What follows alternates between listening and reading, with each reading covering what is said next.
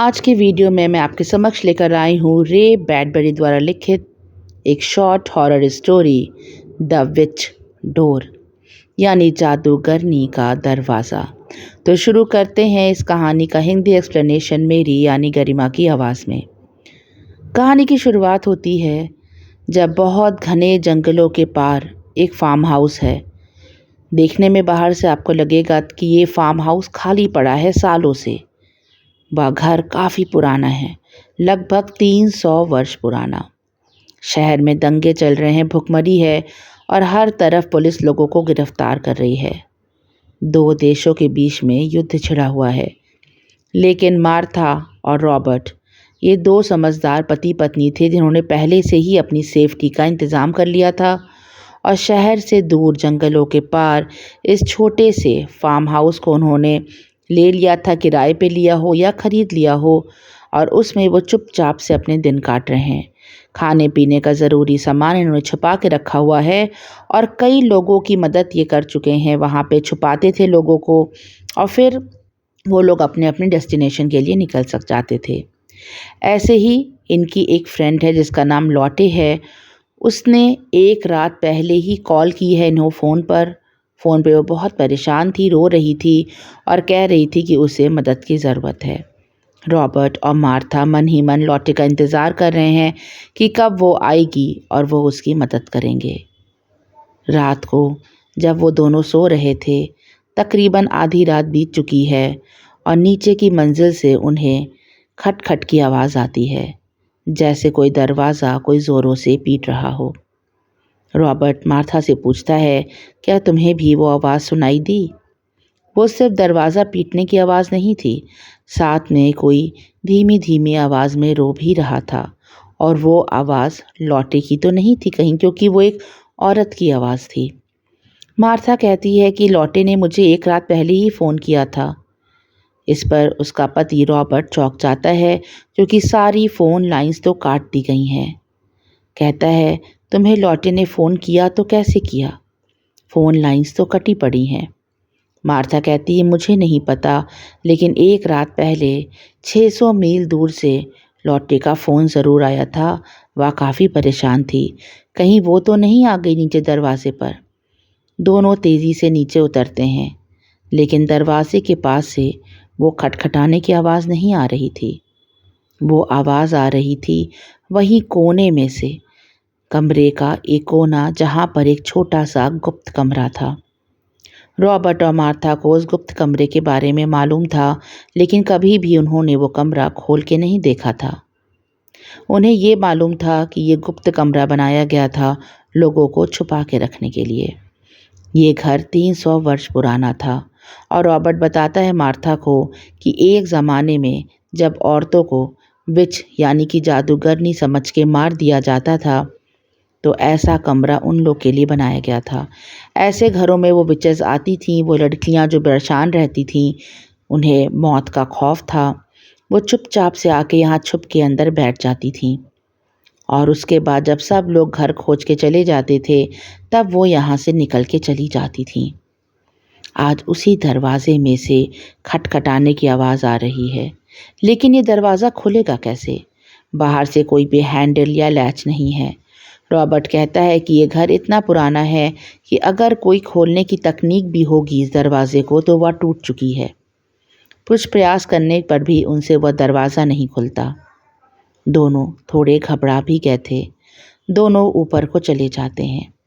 जैसे ही ऊपर जाते हैं, उन्हें फिर से इसी लड़की की रोने की आवाज़ आती है और दरवाज़ा तेज़ी से खुलने की आवाज़ आती है, और जैसे कोई दरवाज़ा खोलता है और तेज़ी से बंद करके कहीं भागता है।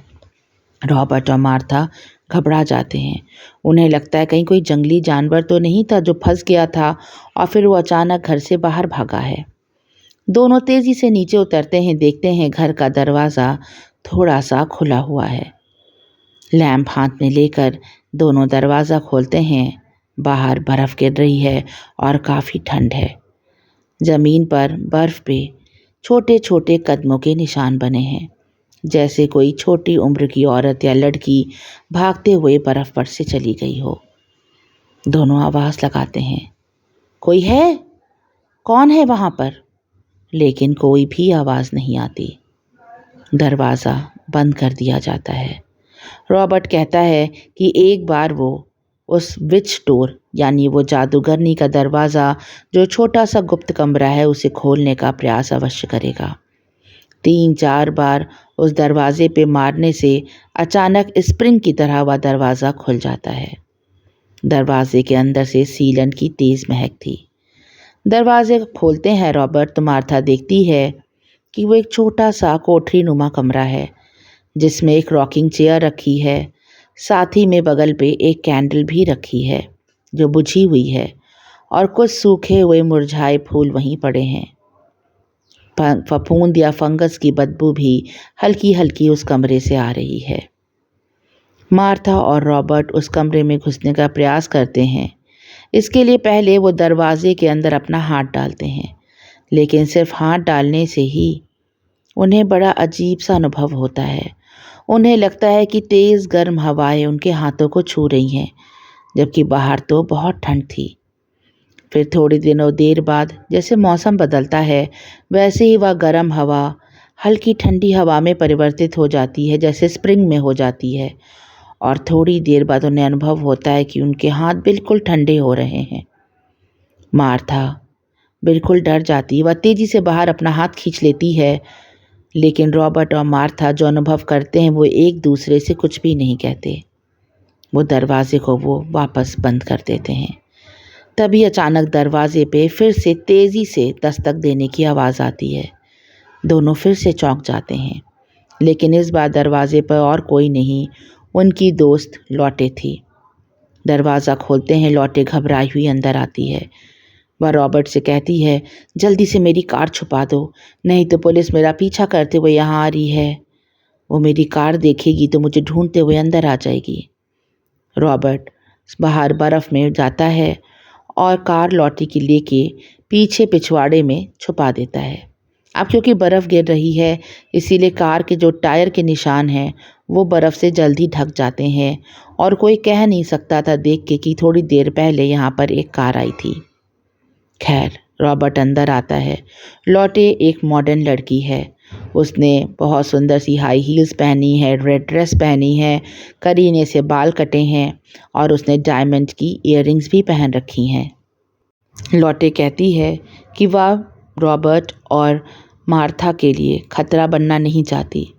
वह उन दोनों से कहती है कि आधे घंटे में ही कुछ खाने का सामान लेके वो वहाँ से चली जाएगी। पुलिस बहुत देर से उसका पीछा कर रही है और शायद थोड़ी ही देर में पुलिस की गाड़ियाँ यहाँ तक आ जाएं। तो मार्था पूछती है लौटे से कि क्या तुम जब गाड़ी से आ रही थी तो सड़क पर तुम्हें भागती हुई कोई लड़की दिखाई दी थी?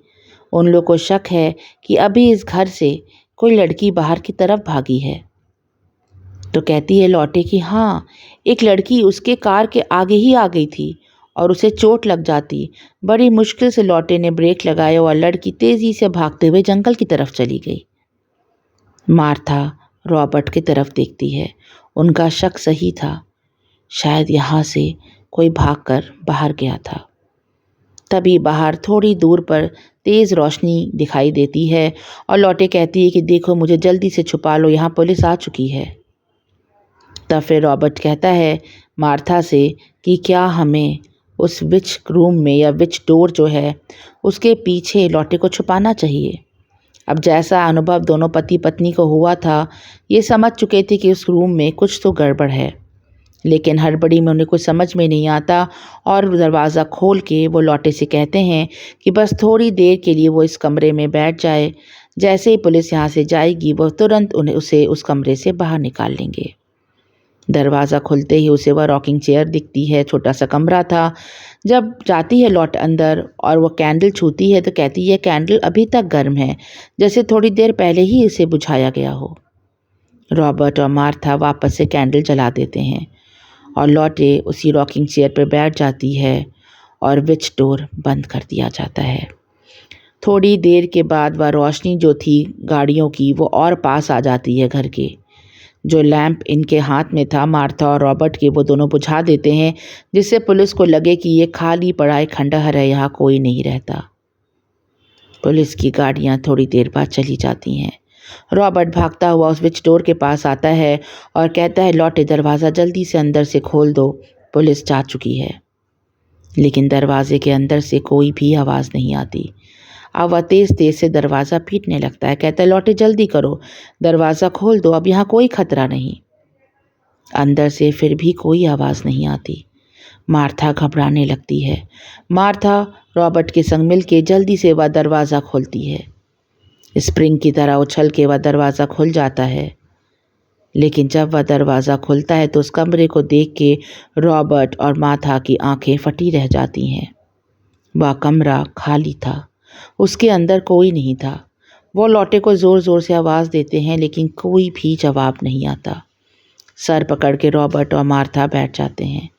कहते हैं, आखिर लौटे कहाँ चली गई? लौटे हवा में जैसे गायब हो चुकी थी।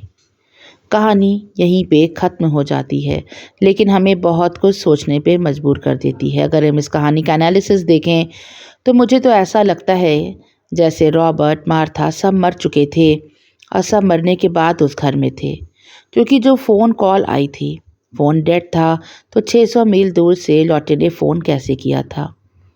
साथ ही जब नीचे पुलिस आती है तो कैसे उस घर के अंदर नहीं आती?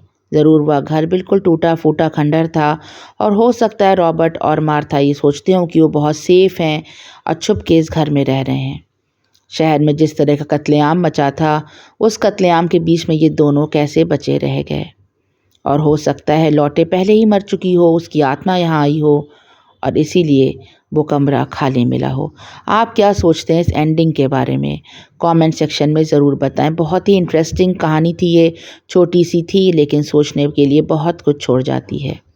कुछ लोग इसे साइंस फिक्शन के तौर पे भी देखते हैं कि शायद वो जो विच डोर था वो कोई टाइम ट्रैवलिंग डोर था और शायद उसमें से लौटे टाइम ट्रैवल करके किसी दूसरे ही समय में समय यात्री बनकर चली गई। ज़रूर बताएं कि आप क्या सोचते हैं इसकी एंडिंग के बारे में और सुनते रहें ऐसी ही दिलचस्प कहानियाँ। Thanks for listening. Bye for now.